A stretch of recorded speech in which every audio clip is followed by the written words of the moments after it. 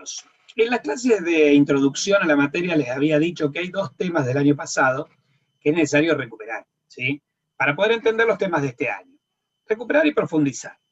Los dos temas son embriología, o sea, parte de la UP3 de crecimiento y desarrollo del año pasado, y hormonas, parte de la UP6 de crecimiento y desarrollo. Embriología es necesaria en dos UPs.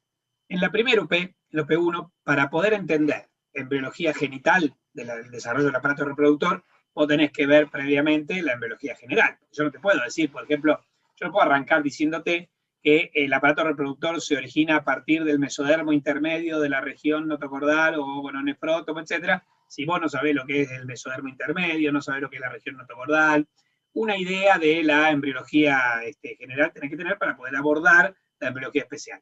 Pero además, en OP4, nosotros tenemos que profundizar. Porque, por ejemplo, nosotros el año pasado veíamos más o menos hasta la cuarta semana de desarrollo y todo lo demás muy por arriba. Pero ahora hay que ver en OP4 todo el embarazo, todas las modificaciones, hay que ver muy bien la placenta, bueno, pero eso lo vamos a ver con OP4. Ahora, y para poder entender la embriología genital, les recupero dos clases de embriología general que vieron la UP3 de crecimiento y desarrollo. Aquellos que la hicieron conmigo, que hicieron la materia conmigo, bueno, la han visto, y los que no, bueno, se las presento por primera vez. Así que les traigo al pollo del año pasado para que les explique un poquito embriología general y así podamos ponernos a tono con lo que viene a partir de la segunda clase, que es embriología del aparato reproductor. Con respecto, entonces, a la embriología general, específicamente centrada en el inicio, digamos, en la fecundación, gentileza del Instituto Tejedor, lo que vamos a decir es lo siguiente. Con respecto a las generalidades, primero vamos a definir a la embriología como aquella ciencia que estudia el desarrollo del individuo durante el periodo de vida intrauterino, que es aquel que se extiende desde la fecundación hasta el parto, ¿sí? Se divide para su mejor estudio en tres etapas, son el periodo preembrionario, el embrionario y el fetal. Con respecto a los primeros dos periodos, si ustedes lo ven de los libros habituales que se utilizan, o los más tradicionales, que son el Lachman y el Hipp, van a encontrar algunas diferencias. Por ejemplo, el periodo embrionario se extiende para el Lachman durante la primera y segunda semana, pero para el Hipp se extiende desde la primera hasta la tercera. El conceptus en esta semana se llama disco embrionario por su forma, que es discoidal, plano, con una lámina en la primera semana, dos láminas bilaminar en la segunda, tres láminas trilaminar en la tercera, y en esta etapa ocurre la citohistogénesis, es decir, la formación de las primeras células y de los primeros tejidos. El segundo periodo es el periodo embrionario. Nosotros tomamos que el periodo preembrionario abarca la primera y la segunda, como dice Lachman, el embrionario se extendería de la tercera hasta la octava. Si tomamos en cambio, como Hibb, que el periodo preembrionario o de disco embrionario se extiende de la primera hasta la tercera semana, el embrionario se extiende de la cuarta hasta la octava. En este periodo, el conceptus, o sea, el producto de la concepción, se denomina embrión, y en esta etapa ocurre la organogénesis. Bueno, ¿con qué criterio nos quedamos? En realidad los dos tienen su sustento, su fundamento. Algunos docentes tomarán el criterio de Hibb y otros el criterio de Lachman. No son al azar, digamos,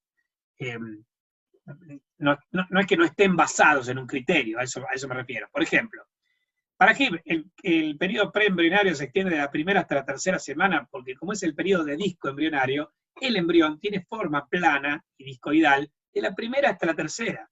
Recién se cilindriza y adquiere como un volumen en la cuarta semana. Entonces, acá le daríamos la razón a Hibb en cuanto a que el periodo preembrionario o de disco embrionario tendría que abarcar la primera, la segunda y la tercera semana. En cambio, Lachman sostiene que como el periodo embrionario es el periodo de la organogénesis y los órganos, algunos de ellos al menos, comienzan a desarrollarse en la tercera, como por ejemplo los órganos del sistema nervioso o los del aparato cardiovascular, esto justifica que el periodo embrionario, es decir, el de la organogénesis, comience en la tercera. Entonces, cada uno tiene su criterio, ambos son libros reconocidos, con que vos cites la fuente donde vos decís que tal o cual periodo va de tal o cual, de tal fecha a tal fecha, está bien. ¿Sí? Finalmente, donde nadie tiene conflictos es con el periodo fetal. Para ambos autores, este se extiende de la novena semana hasta el parto. En el periodo fetal el concepto se llama feto, y en esta etapa ocurre la fisiogénesis, es decir, la mayoría de los órganos, aparatos y sistemas que se originaron en el periodo anterior, comienzan a funcionar. Algunos en forma primitiva y su desarrollo se culminará después del nacimiento, y otros ya en forma definitiva. Bueno, entonces, acá tenemos un esquema de los periodos.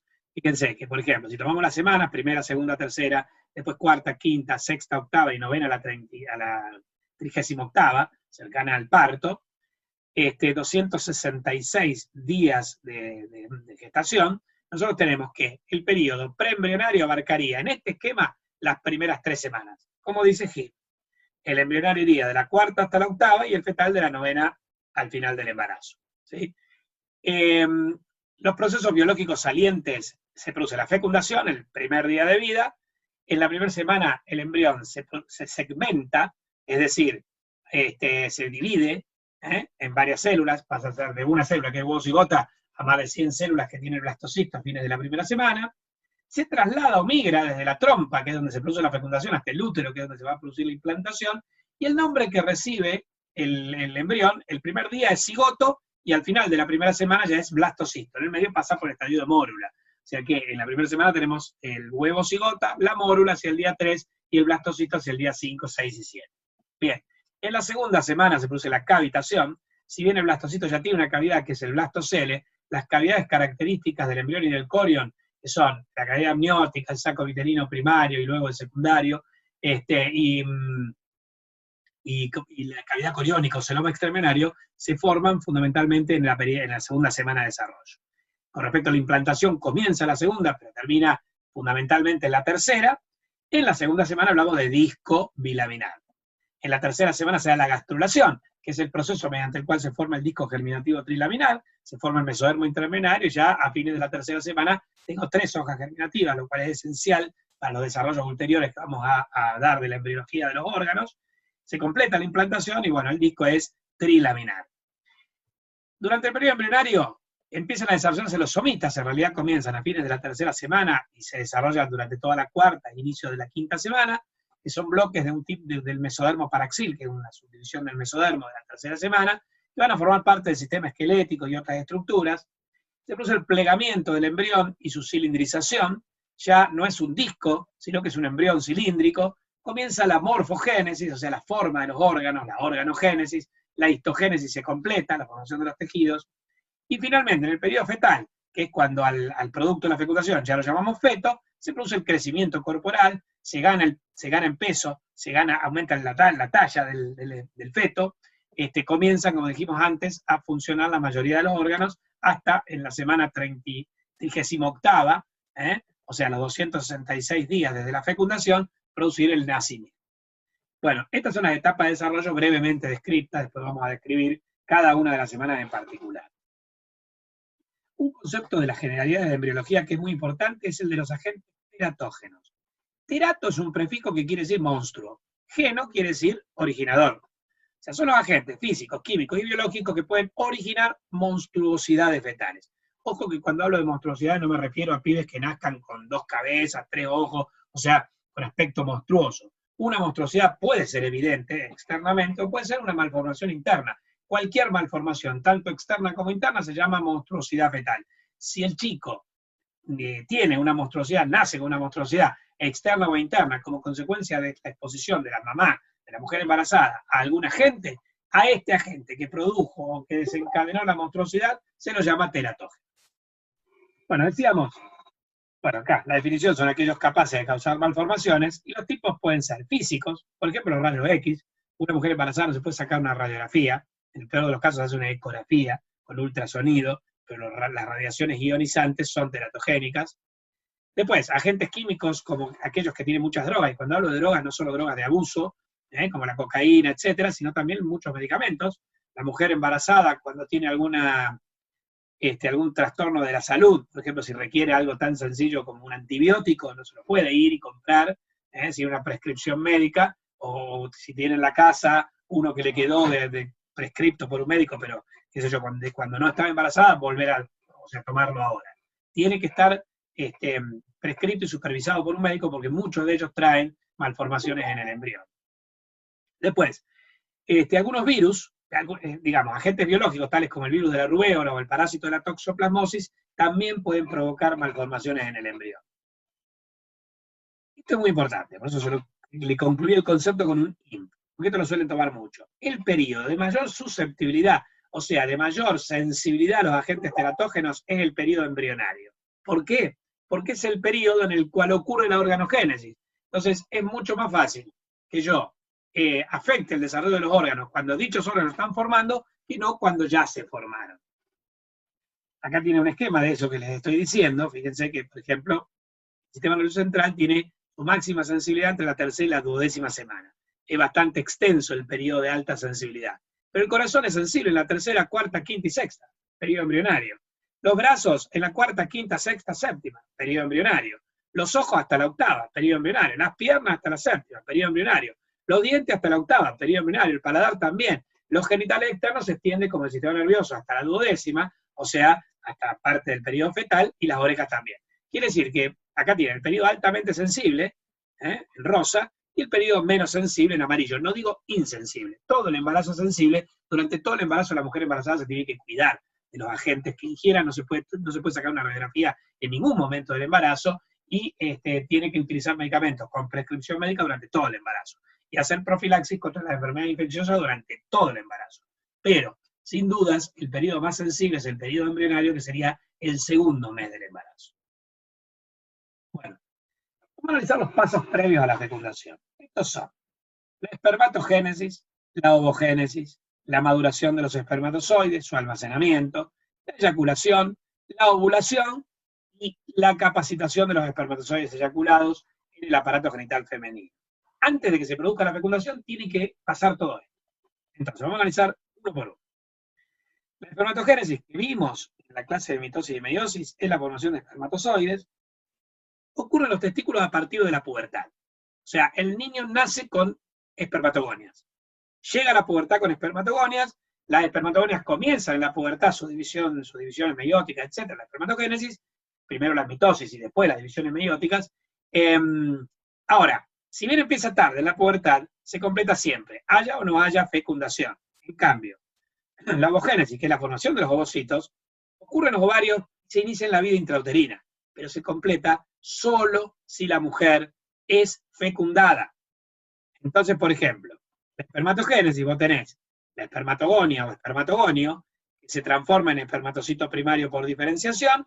Este se divide en espermatocitos secundarios por la meiosis 1, estos se dividen en espermátides por la meiosis 2, y las espermátides se diferencian en espermatozoides por el proceso de la espermiogénesis. O sea que el proceso de la espermatogénesis comprende dos meiosis sucesivas, la meiosis 1 y la meiosis 2, y una diferenciación final, que es la espermatocitogénesis, que transforma a cada espermátide en espermatozoide. La ovogénesis, en cambio, yo tengo la ovogonia, que se diferencia en ovocito primario, el cual se divide por meiosis en ovocito secundario y un primer cuerpo polar o polocito primario. Después, el ovocito secundario por segunda meiosis formará el mal llamado óvulo, ya van a ver que no se puede llamar óvulo, y el segundo cuerpo polar. Además, el primer cuerpo polar, en una segunda meiosis, podría transformarse en un segundo cuerpo polar. Generalmente muere antes de hacerlo, pero si lo hace, se transforma en un segundo cuerpo polar. No tiene una fase de diferenciación final, como tiene la espermatogénesis, y no forma todos gametos. Forma un solo gameto y el resto son cuerpos polares. Fíjense, la ovogénesis comienza en la vida intrauterina y el ovocito primario, por mitosis, comienza a dividirse, por meiosis 1, digo, pero queda detenido en un periodo de reposo, en profase 1, que se llama dictioteno o diploteno. Entonces la mujer no nace con ovogonias, nace con ovocitos primarios, y así llega a la pubertad. En la pubertad, tras la menarca o primera menstruación, que la mujer comenzará con sus ovulaciones, solo aquel ovocito que vaya a ser ovulado, que está en un folículo dominante, un folículo de Graf, horas antes de la ovulación, se transforma, abandona ese periodo de reposo, se transforma en ovocito secundario y forma el primer cuerpo polar. El ovocito secundario comienza la segunda meiosis, pero se detiene en metafase, no la completa, y solo si es fecundado por un espermatozoide la completa y se transforma en el huevo cigota. Quiere decir que, ¿en qué momento existe el óvulo? Si no hay fecundación, llegás hasta ovocito secundario y se muere ahí. Dura 24 horas y se murió, porque esa es la vida media del gameto, unas 24 horas, un día. En cambio, si hay fecundación, el ovocito secundario al unirse al espermatozoide se transforma en el huevo o cigota. Entonces, óvulo como tal no existiría, que es lo que le expliqué un par de clases atrás. Bien. Después el espermatozoide debe madurar. Lo hace en el epidídimo, en la porción media o cuerpo, y durante ella el espermatozoide adquiere motilidad, porque los espermatozoides testiculares no se mueven por sí mismos, las zonas mioides del testículo y kinetocilias del epitelio lo barran hasta el epidídimo, en el epidídimo maduran y adquieren cubiertas que llaman de discapacitación. Estas cubiertas generadas por las células del epidídimo, que secretan sustancias tales como la glicerofosfocolina y otras, evitan que los espermatozoides puedan realizar reacciones acrosómicas cuando están dentro del aparato genital masculino, lo que creo que también se los mencioné en otra clase, provocaría inflamaciones que serían dolorosas y que podrían comprometer la fertilidad, que se llaman orquiepididimitis. Hasta que el espermatozoide no es eyaculado, no puede liberar sus enzimas, ¿sí? Eso se consigue en la maduración con las cubiertas de discapacitación. Después se almacenan hasta 14 días en la cola del epidídimo o porción distal hasta ser eyaculado. La eyaculación ocurre durante el acto sexual o coito, estamos hablando, digamos, del proceso reproductivo. La eyaculación también puede ocurrir durante una masturbación, eso no va a dejar embarazada a una mujer. Entonces acá estamos hablando del proceso reproductivo, así que decimos, aunque no tenga sentido aclararlo, que estamos hablando de la eyaculación que ocurre durante el acto sexual o coito. Allí, en esa oportunidad, el semen es depositado en el fondo del saco posterior, que se llama también lago seminal de la vagina, y desde allí los espermatozoides ascenderán hacia el aparato genital femenino. Con respecto a la ovulación, ocurre el día 14 del ciclo menstrual femenino. Si es un ciclo menstrual de 28 días, ocurre justo en la mitad del ciclo menstrual, y en este proceso el ovocito es expulsado por el ovario hacia el pabellón o infundíbulo de la trompa de Falopio, que es la primera porción de la trompa que tiene unas prolongaciones digitiformes que se llaman fimbrias en histología o franjas en anatomía, que sirven para atrapar al ovocito ovulado. Bueno, después ese espermatozoide en el aparato genital femenino deberá capacitarse. La capacitación espermatozoidal sufre un proceso fisiológico, que es la activación, y uno más morfológico o morfofisiológico, que es la reacción acrosómica. La activación ocurre en el útero y en la trompa, ocurre en el útero y en el tercio interno de la trompa, y consiste en que los espermatozoides adquieren la capacidad de liberar enzimas, porque pierden las cubiertas de discapacitación, y además se hacen mucho más móviles. Durante la reacción acrosómica tubaria, que ocurre en el tercio externo de la trompa, el espermatozoide libera las enzimas acrosomales para empezar la fecundación. Lo vamos a ver como parte de la fecundación. El espermatozoide tiene en la cabeza, en la vesícula acrosómica, libera enzimas, tales como la hialuronidasa y otras, que al actuar sobre los medios de unión, esto se llama reacción acrosómica, y al actuar sobre los medios de unión que rodean a las células de la corona radiada, destruyen estos medios de unión, que son fundamentalmente desmosomas, las células de la corona radiada se desprenden, y a este desprendimiento de las células de la corona radiada se lo conoce como denudación, pero se lo puede considerar parte de la fecundación, así que lo vamos a analizar ahora como parte del proceso de la fecundación. La fecundación se define como la unión entre el gameto masculino o espermatozoide y el gameto femenino, que habíamos quedado un par de láminas atrás, que se llama ovocito secundario, con formación de un nuevo individuo que en su instancia inicial, ese nuevo individuo se llama huevo o cigota y es unicelular.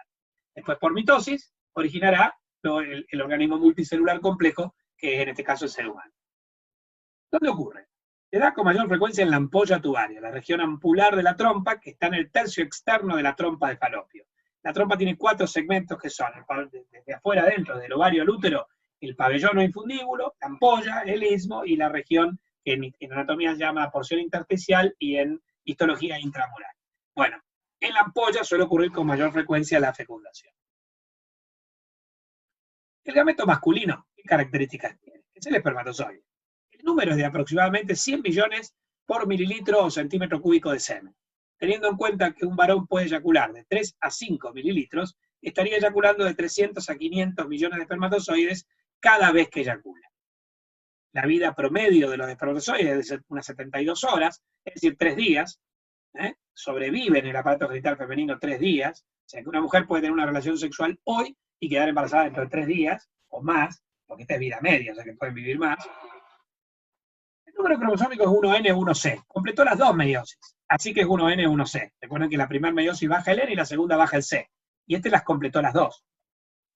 La fórmula cromosómica puede ser 22X o 22Y, 22 más X o 22 más Y, si no tengo que decir 23,X o 23,Y. Son las 2 formas de expresar la fórmula cromosómica. Y fíjense que como los espermatozoides pueden traer tanto un cromosoma sexual X o un cromosoma sexual Y, el sexo del embrión lo determina el espermatozoide del papá. La morfología del espermatozoide es muy característica. Tiene una cabeza, donde se encuentra el núcleo y la vesícula crosómica. El núcleo deriva del núcleo del espermátide, que por espermiogénesis, el núcleo del espermátide es laxo, y por espermiogénesis, al transformarse en el núcleo del espermatozoide, se hace denso. El acrosoma deriva de la fusión de las vesículas del aparato de Golgi de la espermátide, y es una vesícula apical rica en enzimas proteolíticas como la hialuronidasa o la acrosina. También en la cabeza, del otro lado, casi prácticamente unido al núcleo, se encuentra el centríolo, lo que se llama el cuerpo basal, y desde allí el centríolo origina los microtúbulos que van a formar el axonema de la cola del espermatozoide, que tiene 9 pares de microtúbulos periféricos y un par central. La cola del espermatozoide tiene 3 piezas, la cola es un flagelo móvil, y tiene 3 piezas: la pieza intermedia, la pieza principal, y al final la pieza terminal. En la pieza intermedia hay una vaina espiral de mitocondrias que servirá para darle energía al espermatozoide, ATP al espermatozoide en su movimiento, cuando se active la motilidad del mismo. En la pieza principal se encuentra ese axonema microtubular, formado por 9 pares de microtúbulos periféricos y un par central, y la cola prácticamente tiene una estructura más rudimentaria. El gameto femenino, que es el ovocito secundario, el número es 1 por mes. La mujer debe ovular 1 ovocito por mes. La ovulación de 2 y la posibilidad de tener mellizos se considera en medicina un embarazo atípico. Si bien ahora se ven más mellizos por las técnicas de fertilización asistida, en condiciones naturales es bastante excepcional. La vida media es más corta que la del espermatozoide, de unas 24 horas, aproximadamente un día. Su número cromosómico es 1n12, porque recuerden que todavía no completó la segunda meiosis, la debe completar si es fecundado, y la fórmula cromosómica es 22 más X. No trae nunca un cromosoma Y, ¿sí? Por eso el sexo lo determina el espermatozoide del papá. Respecto a la morfología, el ovocito es una célula que no se ovula solo, sino que se ovula junto o rodeado de estructuras de protección. El ovocito está revestido por una membrana plasmática que se llama membrana vitelina. Es una célula que tiene un núcleo de cromatina laxa y abundante citoplasma, por eso se formaban los polocitos, porque el citoplasma se crea todo en el gameto. A ver, se dice por ahí que el varón, desde el punto de vista de la reproducción y de la formación de gametos, elige cantidad y la mujer elige calidad. El varón elige cantidades de gametos, genera millones y millones para que llegue uno. La mayoría se va a morir, pero genera tantos millones que alguno va a llegar.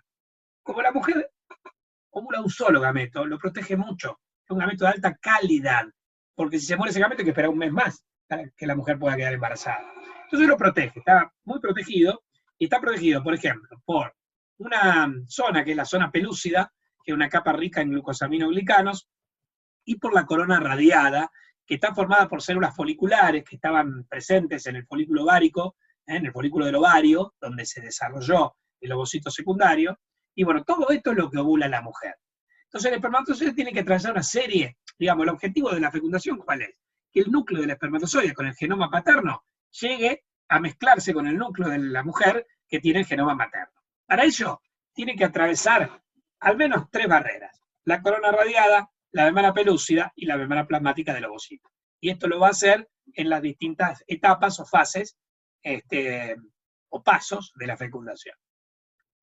Estos pasos, que duran 24 horas en realizarse, son muchos, pero en 24 horas se realizan, son la penetración de la corona radiada, el reconocimiento o adhesión, la reacción acrosómica y la denudación, la penetración de la zona pelúcida, la fusión de las membranas del espermatozoide y el ovocito, el vaciamiento espermatozoidal dentro del ovocito, el bloqueo de la poliespermia, que es la fecundación de un ovocito con más de un espermatozoide, la activación del ovocito con el fin de la meiosis 2 y la formación del segundo cuerpo polar, la formación de los pronúcleos masculino y femenino, y 2 procesos que marcan el final de la espermatogénesis, que son la singamia y anfimixis. Estos 10 pasos te los voy a explicar uno por uno. Primero, la penetración de la corona radial. Los espermatozoides, con su acrosoma todavía intacto, tratan de alcanzar la zona pelúcida y tienen que atravesar la primera barrera. Tienen que avanzar entre las células foliculares, van liberando una enzima que se llama hialuronidasa, que está en la membrana plasmática del espermatozoide, construyendo una especie de túnel por el que avanzan. Ahí lo ven. Está abriendo paso por las células de la corona radiada, pero todas las células de la corona radiada todavía están intactas. Solo se está abriendo paso entre las células en las que él está atravesando la barrera. ¿Está? Después cuando se produzca la reacción acrosómica y la denudación, todas estas células se van a desprender. En el reconocimiento y adhesión, los espermatozoides y la zona pelúcida se adhieren firmemente entre sí, ya que se han reconocido por medio de receptores que llaman ZP1, ZP2, ZP3, que son específicos de cada especie. ¿Se acuerdan que el concepto de especie implicaba el tema del aislamiento reproductivo? Yo, si pongo 1 millón de espermatozoides de perro y lo junto con 1 millón de ovocitos de gato, yo nunca voy a formar un híbrido perro-gato. No es una cuestión de cantidad, sino que es una cuestión de especificidad, porque el ovocito del gato no tiene espermatozoides no tiene receptores para los espermatozoides del perro, con lo cual es imposible hacer una cruz entre perro y gato. Están aislados reproductivamente. Bueno, esto es porque los receptores son específicos de cada una de las especies. Fíjense, acá varios están intentando atravesar, uno solo en este caso tomó contacto con la membrana pelúcida, ¿sí? Y se unió a los receptores. Es reconocido porque este es un espermatozoide humano, y estos son receptores para espermatozoides humanos, porque este es un ovocito humano. ¿Estamos? Bueno, una vez que lo hacen, comienzan con la reacción acrosómica, que se desencadena cuando el espermatozoide toma contacto con la zona pelúcida. La reacción acrosómica permite el desprendimiento de la corona radiada, el avance a través del espermatozoide a través de la zona pelúcida y la fusión de las membranas plasmáticas de ambos gametos. Durante la reacción acrosómica, la vesícula acrosómica se disgrega, las enzimas presentes en la vesícula se liberan, la hialuronidasa y otras, y estas van actuando sobre los medios de unión que vinculan entre sí a las células de la corona radiada y estas se desprenden, hecho que se llama denudación. Acá comienza la denudación, y cuando la denudación termina, la denudación es el desprendimiento de la corona radiada, las células foliculares se separan y dispersan por la acción de la hialuronidasa que sale del acrosoma. Fíjense que cuando la denudación termina, ya el ovocito queda revestido por una sola capa, que es la membrana pelúcida. Acá es diferente. El espermatozoide la penetra, pero no la desprende. La membrana pelúcida va a proteger al embrión durante la primera semana de embarazo. O sea, se desprende recién cuando comience la implantación. O sea que ahora lo que vamos a ver es, en los próximos pasos, la penetración de la pelúcida se hace con ayuda de una enzima llamada acrosina, y se va perforando la zona pelúcida generando un túnel por el cual avanza el espermatozoide gracias a unos movimientos que llaman de hiperactivación de la cola. La cola se bate, digamos, y el espermatozoide penetra más fuertemente. ¿Estamos? Y va atravesando la pelúcida. Pero la pelúcida sí intacta, no se desprende como se desprendía la corona radiada. Una capa de protección tiene que quedarle al huevo cigota cuando se genera la mórula y el blastocito, y esa capa es la membrana pelúcida. Bueno, después se produce la fusión. Si bien varios espermatozoides pueden atravesar la zona pelúcida, solo uno establece contacto íntimo con la membrana plasmática del ovocito, gracias a unas proteínas que se llaman fusógenas, que se expresan en las membranas de los dos gametos, tanto en la membrana del espermatozoide como en la del ovocito. Cuando esto ocurre, no hay más movimientos de hiperactivación, se detienen los movimientos de la cola y las membranas se fusionan. ¿Ven? Ahí la membrana del espermatozoide está fusionada con la del ovocito y hay como una continuidad en el citoplasma de las dos células. Esto va a permitir el vaciamiento espermatozoidal. Al fusionarse las membranas entre los citoplasmas de ambos gametos, se produce una continuidad que permite la entrada del contenido del espermatozoide, y así, lo que ingresa en el ovocito es la parte posterior de la cabeza, el cuello y la cola del espermatozoide. Al final lo hace la parte anterior. Fíjense cómo se engancha. Se engancha con receptores acrosómicos. Entonces, la parte anterior entra después. Primero entra la parte posterior y después la parte anterior. No es que se engancha, digamos, la cabeza del espermatozoide, la punta de la cabeza contra el ovocito, sino que se engancha como lateralmente. Esa es la fusión de membrana. Bueno, entonces el vaciamiento determinará que ingrese el espermatozoide al ovocito, ¿sí? Ingresa uno, ¿por qué? Si hay un montón dando vuelta. Esto es porque se van a producir las reacciones contra la poliespermia. La poliespermia es la fecundación de un ovocito por más de un espermatozoide, y esto nunca es normal. Esto no da mellizos, ¿sí? Para que se produzcan mellizos, esto se produce de dos maneras. O la mujer ovuló 2 veces, a cada ovocito lo agarró un espermatozoide y generó los mellizos que se llaman bivitelinos, que pueden tener distintos sexos, porque los origina distintos espermatozoides, que cada uno tiene su placenta, cada uno tiene su saco vitelino, son los mellizos comunes. O bien, la mujer ovuló una vez. la fecundó un solo espermatozoide, y en la primera división se dividió en dos. En dos huevos cigota en lugar de dos células de un mismo huevo cigota. Estos son los mellizos que habitualmente se consideran gemelos, que a veces pueden nacer pegados, porque están en el mismo saco amniótico, son univitelinos, comparten una sola placenta, y una cosa muy importante, nunca pueden ser de distintos sexos, porque los origina el mismo espermatozoide. Pero fíjense, que tanto mellizos como gemelos se originan cuando un ovocito se une a un espermatozoide, uno a uno, y eso da el gemelo, o dos ovocitos se unen a dos espermatozoides, da el mellizo común. Siempre a cada ovocito le puede entrar un espermatozoide, y esto tiene una razón. El humano tiene 46 cromosomas, los gametos tienen 23. Si vos juntás un gameto con otro gameto, 23 más 23 me da 46, un humano. Ahora, si yo junto un gameto femenino con dos masculinos, ¿sí? O sea, si dos espermatozoides entran, no si entran 100, si solo dos espermatozoides entran, voy a tener 3 gametos de 23. 23 por 3 me da 69, eso no es un humano. ¿Entienden? Entonces se muere. La poliespermia es letal. Para evitar esto se producen las reacciones contra la poliespermia que comprenden. La reacción cortical, el ovocito libera gránulos corticales que son lisosomas primarios que tienen enzimas, y esto provoca la reacción de zona y la vitelina. Esos receptores, ZP2, ZP3, etc., los receptores que están en la zona pelúcea, que se llaman receptores de zona, y los que están en la membrana vitelino-plasmática, que se llaman receptores vitelinos, son eliminados.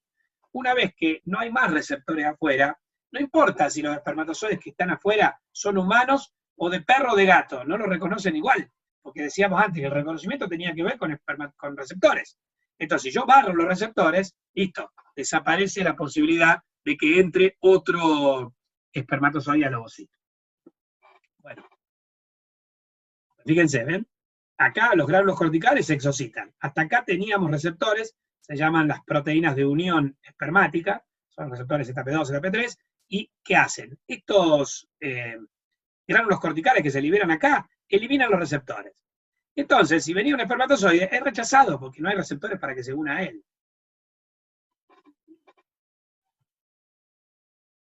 Otra de las cosas que ocurren luego de que el espermatozoide entró es la activación del ovocito. El ovocito finalmente completa la segunda meiosis y se aprecia la expulsión del segundo polocito o polocito secundario. Yo voy a ver dos polocitos, o tres a veces, pero no uno. Antes de esto se veía uno, y después se van a ver dos o tres, porque terminó la primera división, porque ya entró la segunda división meiótica, porque entró un espermatozoide al ovocito. Finalmente se van a formar los pronúcleos masculino y femenino, los núcleos haploides, 1N, 1C, del espermatozoide del ovocito con 23 cromosomas, se llaman pronúcleo masculino y pronúcleo femenino respectivamente. Mientras se van tornando esféricos, ambos pronúcleos se dirigen hacia la región central del óvulo, donde se desenrollan los cromosomas y se replica el ADN. O sea, el ovocito, digamos, el huevo cigota ya formado, se empieza a preparar para dividirse. Forman ambos pronúcleos, primero los veo así, separados, como una célula que tuviera dos núcleos. Después se van a fusionar en un proceso que vamos a ver en un ratito, que se llama la singamia. Bueno, y la singamia y la anfimixis. Los pronúcleos se colocan uno cerca del otro, en el centro del óvulo, dice acá, pero en realidad del ovocito, del huevo cigota, digo, y pierden sus cariotecas. ¿Qué es la carioteca? Carioteca es la membrana nuclear. Al desaparecer la membrana nuclear, por primera vez, el material genético del varón y el material del papá y el material genético de la mamá se pueden reunir, porque ya no están separados por membranas. Eso se llama singamia. Los cromosomas estaban duplicados, se habían duplicado en el pronúcleo. Se vuelven a condensar y se ubican en la zona ecuatorial de la célula, porque eso pasa en la metafase de la primera división mitótica del huevo cigota. Esto se llama anfimixis. O sea que la singamia es la unión, cuando se junta el material genético materno y paterno. Y la anfimixis es cuando los cromosomas se reúnen en la placa ecuatorial, los cromosomas homólogos maternos y paternos se reúnen en la placa ecuatorial de la primera división mitótica del huevo cigota. Entonces, acá está desapareciendo la envoltura nuclear de cada pronúcleo y eso es la singamia, cuando ya no hay separación entre el material genético materno y paterno, y cuando directamente se disponen en el centro de la célula para formar la placa ecuatorial de la primera división del huevo cigota en metafase, eso se llama anfimixis. Bueno, finalmente, ¿cuáles son los resultados de la fecundación? restauración de la diploidía, formación de una célula completa, redistribución del material citoplásmico, sexo genético, cromosómico y cromatínico, e inicio de la segmentación ocliva. Vamos a lo primero. ¿Qué es la restauración de la diploidía? Yo tenía un organismo con células diploides, 2N2C, que originó gametos haploides, 1N, 1C. Esto lo hizo el papá y lo hizo la mamá.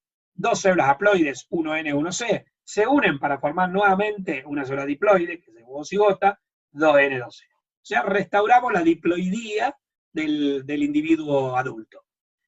Se forma una célula completa. Antes eran células que tenían algunas cosas unas y otras cosas la otra. Por ejemplo, el espermatozoide tiene material genético. Pero, por ejemplo, las mitocondrias del espermatozoide no suelen ingresar al ovocito. Las mitocondrias las aporta el ovocito. Entonces se forma una célula completa con todo lo que tiene que tener la célula, que es el huevo cigota, a partir del contenido del espermatozoide y del ovocito. Destacándose o priorizándose algunos organoides de una célula, la mayoría son del ovocito, y algunos otros factores de la otra célula. Se redistribuye el material citoplásmico, se establece el sexo genético, cromosómico y cromatínico. El sexo genético es el tipo de genes que vos tengas. Generalmente se dice que desde el punto de vista génico vos podés ser SRI positivo o SRI negativo. El gen SRI es el determinante del sexo masculino y está en el cromosoma Y. Entonces, si un espermatozoide Y se unió a un ovocito X, el huevo cigota resultante va a ser XY y va a tener un gen SRI que inducirá el desarrollo de un testículo y un aparato genital masculino. Ese va a ser un embrión masculino. Ahora, si un espermatozoide X se une a un ovocito X, se va a establecer un huevo cigota XX, femenino, y va a carecer del gen SRI, por lo cual no hay diferenciación testicular, sino que existirá en su reemplazo una diferenciación ovárica. Va a ser un embrión, un huevo cigota femenino. Entonces el sexo génico sería la presencia o ausencia del gen SRI que está en el cromosoma Y. El sexo cromosómico es si sos XX o XY. ¿Sí? Eso es sencillo. Si el espermatozoide era Y, el ovocito siempre va a ser X, el sexo cromosómico va a ser XY. Mientras que si el espermatozoide es X y el ovocito es X, el sexo cromosómico va a ser XX. Finalmente, el sexo cromatínico será la presencia o ausencia del corpúsculo de Barr. ¿Qué es el corpúsculo de Barr? Es uno de los dos cromosomas sexuales X de la mujer condensados como heterocromatina y adheridos a la cara interna de la envoltura nuclear, donde se lo observa como un palillo de tambor. Es decir, la mujer tiene dos X, a uno lo usa y el otro lo guarda. Al que usa para usarlo, lo tiene como eucromatina. Al que guarda para guardarlo, lo tiene como heterocromatina, que se ve al Mo. Entonces, cuando yo agarro una célula femenina, veo en el núcleo, pegadita a la membrana nuclear con un palito. Ese palito, ese palillo de tambor, así se lo escribe, es el corpúsculo de Barr. Uno de los dos cromosomas sexuales X de la mujer, condensado como heterocromatina y adherido a la cara interna de la envoltura nuclear, donde se lo observa como un palillo de tambor. Eso indica sexo cromatínico femenino. En cambio, el varón tiene un solo X, porque es XY. A ese X que tiene lo necesita usar, porque el cromosoma X tiene algunos genes muy importantes para fabricar factores de coagulación, para fabricar pigmentos retinales para poder ver los colores, para fabricar distintas enzimas del glóbulo rojo. Bien, entonces, yo no puedo no usarlo. Y como tengo uno solo, lo tengo como eucromatina. Entonces, en los varones no se ve el corpúsculo de Barr. En resumen, el fenotipo masculino surgirá de un sexo genético SRI positivo, un sexo cromosómico XY y un sexo cromatínico con ausencia de corpúsculo de Barr, es decir, cromatina sexual negativa. En cambio, el fenotipo femenino se constituirá con el siguiente genotipo: sexo genético SRI negativo, o sea, no va a tener el gen SRI, sexo cromosómico es XX y sexo cromatínico positivo, con presencia del corpúsculo de Barr. Todo eso se determina en la fecundación. Finalmente, la fecundación estimula las divisiones de segmentación o clivaje. Esto lo vamos a ver en la próxima clase. Son las divisiones características de la primera semana en la cual no hay crecimiento celular. ¿Por qué? Porque estas divisiones carecen del periodo G1 de la interfase, que es el periodo en el cual la célula crece. En resumen, las consecuencias de la fecundación son que se restaura la diploidía, que se forma una célula completa, que es el huevo cigota, que se redistribuye el material citoplásmico, que se establece el sexo genético, cromosómico y cromatínico, y que se inician las divisiones de segmentación o clivaje, características de la primera semana. Entonces les decía, vamos a hablar de la embriología general, pero ahora vamos a hablar de la semana de desarrollo. En la clase anterior habíamos hablado de fecundación, gentileza del Instituto Tejedor. Comencemos con la primera semana de desarrollo. El embrión pasa por 3 estados durante la primera semana, que son el huevo o cigota, la mórula y el blastocisto. El huevo o cigota lo encontramos al primer día de vida, cuando pasaron 15 desde la fecha de la última menstruación. Tiene una célula. Está rodeado por la membrana pelúcida, no tiene ninguna cavidad, y lo vamos a encontrar en el tercio externo de la trompa, porque allí es donde se produjo la fecundación. Habitualmente se produce en la región de la ampolla. Este huevo cigota, una vez que se terminó la fecundación, entró el espermatozoide, la cola después se degrada, se formó ya el segundo cuerpo polar, está rodeado por la membrana pelúcida, tiene los pronúcleos masculino y femenino que cuando disuelvan sus membranas en el proceso de singamia, producirá la mezcla, digamos, de los cromosomas maternos y paternos. Tengo un huevo cigota sin receptores afuera, con lo cual no hay posibilidad de que exista una poliespermia. Bien, entre los resultados de la fecundación decíamos al final de la clase anterior que restablecía el número diploide de cromosomas al recibir una doble carga, esta es 1N1C, y esta que era 1N2C, cuando generó el segundo cuerpo polar se transformó en 1N1C, y entonces tengo una célula 2N2C. Segundo, se establece el sexo cromosómico, dependiendo de si el pronúcleo masculino, si el espermatozoide aportó un cromosoma X o un cromosoma Y. Bueno, se produce la restitución del citoplasma, etcétera, se produce variabilidad genética, y se estimulan las divisiones de segmentación de la primera semana. Estas divisiones, de las cuales en un ratito vamos a hablar, comienzan con la primera división mitótica de tu vida. Entonces, para ello, se duplica el ADN, se produce en la profase, desaparece el nucleolo, pero en metafase desaparece la envoltura nuclear.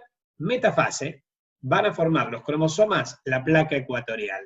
Entonces, la primera vez que los cromosomas homólogos maternos y paternos se reúnen para formar una placa ecuatorial en la primera división mitótica del huevo cigota, a ese proceso lo llamo anfimixis. Mixis quiere decir mezcla, anfi de ambos, es la mezcla de ambos genomas materno y paterno, verdaderamente. Porque en la singamia lo que pasaba era simplemente que desaparecían las envolturas nucleares y en la misma célula tengo los dos componentes, materno y paterno, pero separados. En la anfimixis se mezclan para formar la placa ecuatorial.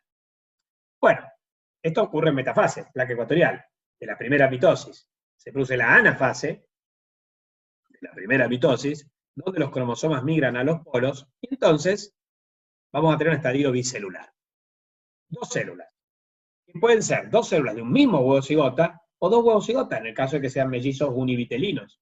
Este es el mecanismo mediante el cual se forman los gemelos. Sigue dividiendo y tenemos el estadio tetracelular. Hasta acá decimos que cada una de las células es totipotencial. ¿Qué significa que una célula es totipotencial? Que tiene la capacidad de generar todo el organismo. O sea que yo en teoría podría tener cuatrillizos gemelos, ¿sí? Es sumamente infrecuente, no sé si existen casos descritos en la literatura médica, pero te quiero decir, hasta acá podría ser, ya cuando son 8 no, porque ya cuando las 4 células se dividen en 8, ya algunos factores de diferenciación quedan en una célula y en otros no, y entonces ya no son más totipotenciales, no pueden. Si yo extraigo una de las 8 células del embrión de 8 células, no puedo generar un embrión, un organismo completo. En cambio, hasta 4 células, cualquiera de las 4 que yo extraiga, tiene la posibilidad de originar un organismo entero. Bueno, y así llegamos a la mórula. La mórula la encontramos al día 3 de vida, o sea, cuando pasaron 17 días desde la fecha de la última menstruación. Tiene 15 a 16 células, tiene membrana pelúcida, no tiene cavidad, es un estadio macizo, de 14 a 16 células más o menos, y está localizado en el tercio interno de la trompa o ya en la cavidad uterina. En la mórula se da un proceso llamado compactación, que después vamos a ver, y en el blastocisto un proceso llamado cavitación.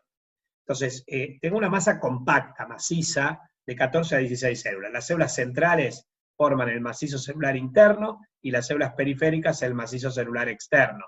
ya obviamente que no sirven para lo mismo. Del macizo celular externo surgirá el trofoblasto, que originará la placenta, y del macizo celular interno el embrioblasto, que originará el embrión. La válvula se cavita a través del proceso de cavitación, se sigue dividiendo y originamos el blastocisto. El blastocisto lo vamos a ver al día 5 de vida, cuando pasaron 17 días desde la FUM. Tiene 50, 60 células, en realidad puede llegar a tener hasta 100 células. La membrana pelúcida al principio tiene, pero después la pierde previo a la implantación. Tiene una cavidad que se llama blastocele o cavidad del blastocisto, y lo encontramos en la cavidad uterina, libre el día 5, fijado a la pared el día 6, o ya comenzando su implantación el día 7. El blastocisto libre tiene las células del embrión, del macizo celular interno formaron el embrioblasto. Se pegan en un polo, al que voy a llamar polo embrionario o animal, porque de acá va a surgir el animal, nosotros. El trofoblasto rodea todo, ¿sí? Deriva del macizo celular externo, forma el trofoblasto, y este formará la placenta. Y en el polo donde no hay embrión, acá hablamos de polo vegetativo o ave embrionario. O sea que tengo un polo embrionario donde veo el embrioblasto y un polo ave embrionario donde no veo, o vegetativo donde no lo veo. Entre el polo embrionario y el polo ave embrionario, en el interior hay una cavidad que se llama blastocele o cavidad de blastocisto, cuyo techo es el embrioblasto y su piso el trofoblasto. Fíjense que se empieza a disgregar la membrana pelúcida ya. Eso era el día 5. Al día 6, se fija la pared en el polo, a nivel del polo embrionario, y empieza a aparecer lo que es el trofoblasto, el sincicio trofoblasto, que es el que tiene la capacidad de fijación. Primero se fija al epitelio del endometrio. Esta es la mucosa del útero. Esto se llama endometrio, es un epitelio simple cilíndrico. Acá tenemos el corion del endometrio, que se llama estroma endometrial, que es un tejido conectivo. Acá hay vasos sanguíneos que son dilatados e irregulares, son de trayecto sinuoso, se llaman sinusoides maternos. Esta es una glándula endometrial, ¿sí? Las que producirán por la secreción, la nutrición del embrión. Acá hay otro corte de glándula endometrial. Bueno, inicialmente el blastocito fijado al día 6 se fija al epitelio. El día 7 comienza la implantación, ya comienza a meterse en el endometrio de la pared uterina y ya se empieza a diferenciar el trofoblasto en dos. El citotrofoblasto o trofoblasto celular, que es este, y el sincicio trofoblasto o trofoblasto sincicial. El sincicio se forma por la fusión de las células del cito. De todas maneras, cito y sincicio son característicos de la segunda semana, lo vamos a describir ahí. Bueno, esos son los estados. Vamos a los procesos claves. En la primera semana ocurre la segmentación, la migración, la compactación, la cavitación y la nutrición embriotrófica. Vamos a ver cada uno. La segmentación o clivaje son divisiones celulares sin previo aumento del volumen celular. Fíjense esto. Acá el huevo cigota se divide por una célula en dos. Las dos se dividen en 4. Las 4 se dividen en 8, las 8 se dividen en 16, las 16 se dividen en 32, las 32 se dividen en 64. Pero si vos te fijas, el tamaño global, hasta que no adquiere una cavidad, es más o menos el mismo. Acá yo tengo 16 células que en conjunto tienen el mismo tamaño que cuando eran 2, o cuando era 1. Estas divisiones son mitóticas, pero la mitosis no funciona así. Recuerden que la mitosis tiene un periodo G1, S, G2, profase, prometafase, metafase, anafase, telofase. La célula se divide en dos células hijas, que quedan la mitad del tamaño que la célula madre, pero después entran en G1, donde cada uno recupera su tamaño, y crecen. Quiere decir que si esto fuese una mitosis normal, esta estructura que tiene 16 células tendría que tener 16 veces el tamaño del huevo cigota. ¿Cuál es el peligro? Todavía el embrión está dando vueltas por el orificio, por el conducto tubario, la trompa de falopio, ¿sí? Y la trompa tiene pliegues. Si el embrión creciese mucho y queda atorado en un pliegue, eso, y se implanta en una trompa, eso determinaría lo que se llama el embarazo ectópico o fuera de lugar, que es peligroso, tanto para el embrión como para la mamá. El embrión, o sea, en un embarazo ectópico no pasa más del tercer mes, ¿sí? Ahí no tiene espacio para crecer, el microambiente no es propicio, se muere. Pero muchas veces rompe la trompa, y la ruptura de un embarazo ectópico es un caso de severa gravedad, porque la mujer se puede morir, ¿sí? Por una hemorragia interna. Entonces, normalmente esto no ocurre, ¿por qué? Porque el embrión no crece hasta que no se implante, o sea, hasta fines de la primera semana, principio de la segunda. ¿Por qué no crece? Porque se divide por divisiones de segmentación. ¿Y qué son las divisiones de segmentación? son divisiones mitóticas que carecen del periodo G1, que es el periodo en que la célula crece. O sea, la célula hace S, G2, profase, prometafase, metafase, anafase, telofase, S, G2, profase, prometafase, metafase, anafase, telofase, S, G2, se saltean el G1. Entonces nunca crecen, entonces mantienen el tamaño original. Después empieza a crecer un poquito cuando se llena de líquido. Pero las células siguen siendo cada vez más chiquititas. El transporte. Miren, acá tenemos el ovario. Este es el folículo primordial, los folículos primarios, folículo secundario, folículo maduro. Folículo maduro ovula el día 14, todo este desarrollo folicular se produce entre los días, suponete la mujer menstruó tal día. Y esa va a ser la última vez, si queda embarazada, que va a menstruar. Se lo conoce como fecha de la última menstruación. 14 días después de que menstruó, ovula, o sea que desde el día 1 al día 14, en que la mujer, desde que menstruó hasta que ovule, se produce el desarrollo folicular. Folículos primordiales se transforman en primarios, primarios en secundarios, secundarios en maduros, y el día 14 ovulás. Bien, ¿qué ovulás? Ovulás el ovocito, que es un ovocito 2 en metafase 2, ves que está formada la placa ecuatorial, está detenido en metafase, rodeado de la membrana pelúcea, rodeado de la corona radiada. Se ve un solo cuerpo polar. Se produce la fecundación, el mismo día de la ovulación, ¿sí? Porque el ovocito vive 24 horas, quiere decir que si va a ovular el 14, el 15 se murió del ovocito. Quiere decir que la fecundación tiene que ocurrir el 14. Ovular hacia la ampolla uterina, ampolla tubaria, que tiene las fimbrias, estas prolongaciones digitiformes o franjas en anatomía, que sirven para atrapar el ovocito ovulado. Y en la ampolla, que es una porción dilatada de la trompa, se produce habitualmente la fecundación, siempre en el tercio externo de la trompa. Bueno, se forma el segundo cuerpo polar, todo esto ya lo vimos. Entonces el embrión se empieza a dividir, acá se produce la singamia, acá se divide en 2 células, 4 células, 8 células, 16 células, bien. Pero mientras se divide, va migrando, ¿sí?, hacia el útero, porque es en el útero donde se tiene que implantar. Entonces, esta migración, que es el traslado del embrión desde el lugar de fecundación hasta el lugar de implantación, desde el lugar de fecundación, ampolla tubaria, hasta el útero, lugar de implantación, dura más o menos 3 días, y es producido por 2 factores. El barrido ciliar por parte de las cilias, que son móviles del epitelio de la trompa, y las contracciones de la musculatura lisa tubaria, ¿sí? El embrión parte como huevo cigote y cuando llega ya es mórula. Bueno. Compactación. Bueno, se da cuando se forman medios de unión entre las blastómeras externas, las del tropoblasto, que dará 2 poblaciones celulares diferentes. Las células del macizo celular interno, que están menos unidas entre sí, y las células del macizo celular externo, que gracias a estos medios de unión, están formando una masa compacta que rodea el embrión.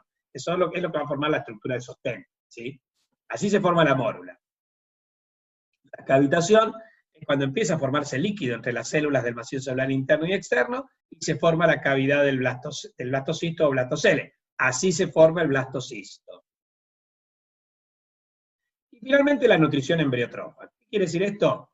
Que se da a partir de nutrientes propios. Pero estos son escasos. Al embrión se lo conoce también como embrión oligolecito. Esta palabra quiere decir que tiene escasos componentes nutritivos, reservas nutritivas. Por eso, para la nutrición embriotrofa son esenciales los aportes secretorios de las células secretorias de la trompa de Falopio. La trompa de Falopio tiene 2 tipos de células en el epitelio. Tiene un epitelio cilíndrico simple con 2 tipos de células, ciliadas y secretorias. Las células ciliadas son claves para la migración del embrión. Las células secretorias para su nutrición. Finalmente, en una de las láminas anteriores les mostré que el útero tiene en el endometrio, en la mucosa que lo cubre del lado de adentro, muchas glándulas. Entonces, esas glándulas endometriales, cuando el embrión ya está en el útero, lo nutren por nutrición embriotrofa. Quiere decir que la nutrición embriotrofa requiere de aportes secretorios de las células secretorias de la trompa de Falopio y de las glándulas endometriales del útero. Esa es la primera semana. Vamos a la segunda semana.